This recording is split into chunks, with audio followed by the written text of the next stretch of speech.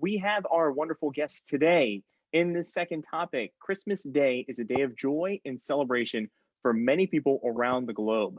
However, in Nashville, a strange act of domestic terrorism rocked the city with a van exploding in the heart of the city. What happened, David? Why did it happen? And how can politicians prevent something like this happening again? Unfortunately, at this time, we still don't know enough details. We do know that this was domestic terrorism. I appreciate you using those words, where too often we're seeing people in the media characterize this as, some sort of mysterious incident instead of using the word terrorism, because this was a suicide bomber. And as we start to learn, more details, we'll find out more. I think right now, as far as everything I've been able to read on this topic, it's just too soon to find out exactly what has been going on. It was very interesting that there was the recording informing people to get out of the vicinity. So it does not seem that casualties were the intention here. And as we learn more, hopefully we'll figure out exactly how we might be able to avoid something like this in the future. Kyle, from a libertarian, typically we're seeing local governments being governed by Republicans or Democrats. If I'm looking for a different party perspective, I mean, we're looking at potentially an act of domestic terrorism. What's a libertarian's take on something that happened in Nashville? Uh, uh, be careful because government always uses an excuse to protect you and to expand itself. Like David was saying, there's a lot of information that we still don't know. I think the latest conspiracy that I heard of, it was possible they were attacking the 5G towers or whatever. So we'll see. We'll see if more information comes in from that front. But as far as sometimes there's just nothing anyone can do. That's the takeaway. Sometimes there's stuff that's outside of our realms of just we do our best to prevent to get information flow and prevent any sort of terrorism to happen. But the truth is, how many people die every year from terrorism versus other stuff? So how much focus do we need to spend on everything else versus this? And you just have to put numbers into perspective. That's the takeaway. Sure. So Austin, I mean, this does highlight that there is still domestic terrorism. Like this isn't something that has gone away, even with the Patriot Act and all of the sources of information that the government is collecting information on us. That something like this is still very real, albeit very strange that they didn't want casualties or whatnot. But from a Green Party's perspective, we're looking at this typically from the media, typically a right or left topic. What would the Greens typically say about something like this? Yeah, absolutely. It's completely uncalled for, and any sign of terrorism is not welcomed as, the Green Party, the party of peace and anti-war. But we also see that it's a system of our culture and our society. The chickens are coming home to roost when we have a country currently 800 military bases abroad. I've been in war ever since I was born. The only thing I know is our country at war. Every day on our nightly news is some type of violence. We have a culture in the United States around guns, around weapons, around bombs that promotes, sadly, this type of act and stuff like that. So what we need to do is demilitarize our society, starting with working on peaceful solutions to our problems, such as more direct democracy, mental health centers and stuff like that, as well as having a culture of promoting those types of things where we have people who are mentally ill actually getting the help that they deserve and that they need. Sure. So, Pod, you're in Pennsylvania. As a Republican there, you were shaking your head against Austin saying that we should demilitarize the police department. And Demilitarize in our some society. ways, yeah, and in some ways, he brings up the whole society point of it, that we need to demilitarize the society. What's your take on it? Well, I guess who saved all the people? Six police officers. So just think if we defunded the police or demilitarized the police, what would we have had there? Can you Um, explain to the you viewers know, that may not know who the six police officers are or what happened? Okay, the 6 police officers, they showed up, there was a call came of shots fired. And that's why they originally responded. And then when they got there, they heard the recording coming out of the camper saying, clear the area. I think it said there was going to be a bomb. So, from what I read about this gentleman, like kind of what David, or I think Kyle had said, about the 5G conspiracy, what I've seen so far is his father worked for Bell South, and he might have fed that into him about the 5G. And this gentleman is seeing himself as a hero. He feels the 5G is killing people, but he was a loner.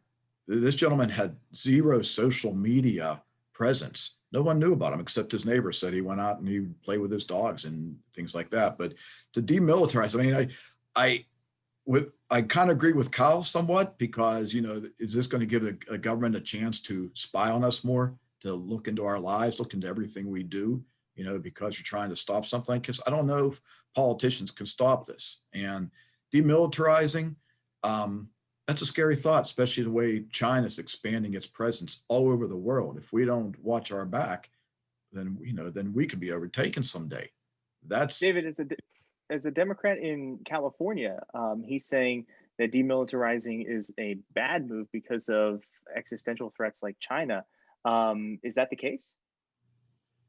No, Austin nailed it when he was explaining his position on this.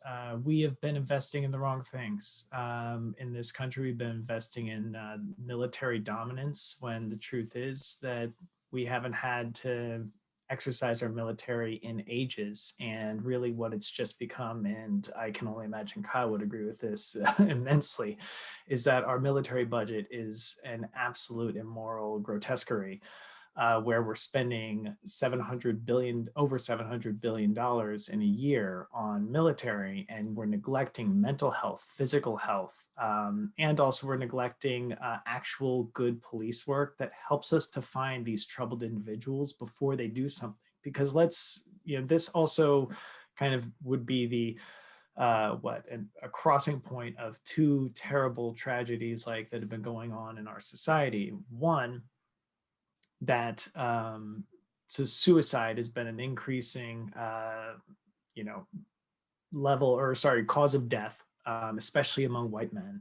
But then two, that also white men have been responsible for the most terrorist attacks that are perpetrated domestically in this country, right? And all of these things are on an upward trend also, through Trump's presidency. So one of the big things we could do is also just make sure that we start to embrace across our society more of a demilitarized and a non-aggressive mentality, where we're trying to take care of each other more and not demonize each other across the country. Let's make sure we can all care for each other, get everything that we need. And then also, yes, also get the police that remain, let's go ahead and defund the police and put that money back towards good things. And there will still be police. And let's make sure that those police are well trained, are good at investigating, are good at actually finding people who are going to commit crimes before they commit the crime, rather than just showing up after. Todd, I want to hear your response to David. So that's almost futuristic. It's like having ESP and being mind control. How are we going to know what's in people's minds? As this gentleman, there's some sick individuals out there, and I think acts of terrorism were more prominent in the Obama administration than in Trump's. But I just feel sad that we keep making it. Terrorists tried to kidnap the governor of Michigan, and that was thwarted. That's police work. Okay. Yeah, it was police work. Police work that you want to defund. I just said we want those police to be. I never said anything about defunding the police. We just have to. I think what we just have to do is, it's just, we've gotten away from God. That's the problem. If you go back to the 50s and 60s, is how this country was, people going to church, that's how I believe, and a lot of Republicans believe. We've gotten into porn in society, with what Hollywood puts out there with their imagination and everything. And, just if we would just get back to loving each other, if we would get back to the days when Congress, both Democrats and Republicans, stayed in Washington, D.C., and they sat on the lawn and discussed things as families. Their families were there. If you look back to history, they sat around and talked about it. You know, whether it was Republican and Democrat, they threw their ideas at each other. Right now, you got Pelosi jumps on her plane that we're taxpayers. If she goes back to California every day, every couple of days, she flies back. Whether it's her or a Republican, that's why doesn't she stay back and talk to the other side and not Sure. waste our taxpayers' money? We got to get back to being together, you know, as one. But Austin, So Austin, I want to talk about the Greens' perspective on this, right? So we're looking at Republicans and Democrats. Is this an opportunity? Does it shine a light again on a third party potentially getting votes from those local municipalities, right? So we look at county level, we look at local levels. Does this show the dysfunction between the Republicans and Democrats? And do you think Greens can gain votes with a clear message like a domestic terrorist act? I think so. First off, I never said anything about defunding the police. I said demilitarizing society. That includes things such as making sure people get the health care that they deserve if they are mentally ill, and teaching men that the first course of action isn't always violence. If you're angry, talk about it. Don't just go around punching walls. And I think it's kind of clear what we're doing right now is that the Democrats and Republicans are sitting there bickering while the Libertarian and I are just laughing at them.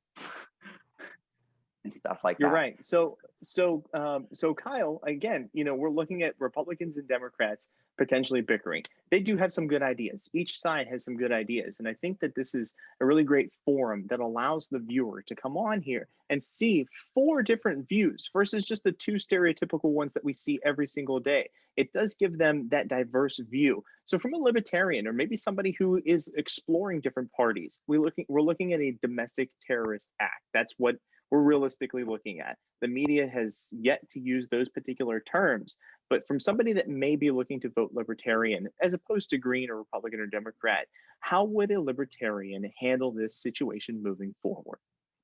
Well, we have a really bitter pill to swallow because it's just called reality. But the unfortunate reality is this violence exists. And we all live in a world of the mad strategy, right? Both personally, when it comes to guns, right? How easy is it to kill somebody with a gun? Not very hard. And on a bigger scale where we have nuclear weapons, everything is at a stalemate. So while it's sad that we are an aggressive species, at least we're at a stalemate right now. And that's kind of the reality take on my libertarian viewpoint. Sure. So if you were the mayor of Nashville, what rules, laws, or regulations would you put into place because your city was just bombed? I might not put anything in place. I might say, it's up to I would dissolve information. Here's what happened. But I'd be very, very careful to put any rules or regulations in place because those will have a life of its own. So I would be very apprehensive to start thinking about using taxpayers' money to fund some sort of safety mechanism as if we're always going to be attacked. Because again, there's taking money from people to fund something that I think is going to keep society safe. It defunds them from they themselves investing in things that might keep them safe in other areas of their life, whether it's investing in, a nicer car that might have better features and better safety equipment on their car. Well, they don't have that money now because I took it from them. So are they more likely to die in a car accident? Or are they more likely to die from terrorism? So it's taking choices away from people. So you want to be very careful that the overriding choice that you're making using government is going to be really beneficial, and that's a hard call. Sure. So I really like the question that I just brought up. I'll share it with all of you again. So David, you're a Democrat in California. If you were elected mayor of Nashville tomorrow, what rules, laws, or regulations would you put into place? Based on this, none right now. I feel like too often we have knee-jerk responses, and that's, some of the worst laws come of that. And as Kyle had mentioned before, I mean, we could go back to, of course, post 9/11 and the Patriot Act. What we need to do is make sure that anything we want to do in the wake of this is going to be based on good information and a clear understanding of how we can potentially prevent something like this in the future. I am not in agreement with Kyle's positions about the government should not necessarily be taking money and trying to put out these measures. I, of course, think that in a society where we're the only society that this kind of stuff happens, even though guns exist all over the world, even though explosives exist all over the world, for some reason, we have these things happen at a much higher rate. Okay, it's not very difficult to understand that systems and that you set up in a society will shape the outcome of, these events. And so we just need to make sure that we are not having some sort of knee-jerk response, but instead doing our best to actually trace, the systems that can help us avoid these things, and either so weakening existing systems that make these more likely, or strengthening systems that can help stop them. But for right now, unfortunately, there's just not enough details that I'm aware of that would allow me to say that as mayor of Nashville, there's a particular course of action I'd recommend. Sure. So, Pod, again, I like this question. If you were the mayor of Nashville, what rules, laws, or regulation would you put into place? I think the first thing I would do is pull the mayors of every city together, through some kind of communication, and keep their eyes open for a copycat person out there. People start seeing this, and also, I'm sure our government's already doing this, but also terrorists overseas are probably looking at just how this took a grid down. It took the at&t grid down, and it crippled the 911 system. So as the mayor, I would, personally, I would just say, I would keep my people on alert. I would ask my citizens to, see something, say something that, is suspicious, as we've been talking about for years now, and just, again, hope that we don't have a copycat do this. Sure. Somewhere else, Austin. here in Pittsburgh. Austin, as the Green Party, again, I'll give you the final word. I really like this question. If you were the mayor of Nashville right now, what rules, laws, or regulations would a voter get out of you? Surprisingly, the first thing I would do is establish Nashville as a feminist utopia. Why? Hear me out. Because when we see these mentally unstable, violent people, not all mentally ill people are violent, but when we see those people, the first sign of violence towards other people is violence against women. First, in the state of Ohio, we do not have a law that bans the sale of firearms to those convicted with domestic violence. In Ohio, if you are committed of domestic violence, you can still purchase a firearm. And with all these terrorist acts, and it comes up later that their first sign was violence against women. Secondly, I would strengthen our animal welfare laws. The other sign of terrorists and those mentally unstable, violent people committing those acts are violence against animals, killing stray cats, skinning raccoons for fun, torturing animals with electricity. We've seen it time and time again. So I think those two things, establishing Ohio as a feminist utopia, to make sure women have the resources they deserve to report those violent acts and have a safe place to go. Because a lot of women who fall into those situations are economically underprivileged and cannot support themselves. Establishing our city as a feminist utopia so those women can get the resources they deserve to get out of those decrepit situations, as well as strengthening our animal welfare laws so we know who and what is committing violent acts against animals so we can stop them before they even happen in the first place. Excellent. Well, we had some really great responses from all of our guests here. If you like them, please give us a thumbs up. Comment below if you disagreed with them. We'd love to see you in the next one. Hit that subscribe button, and we'll see you then. Take care. Bye, guys.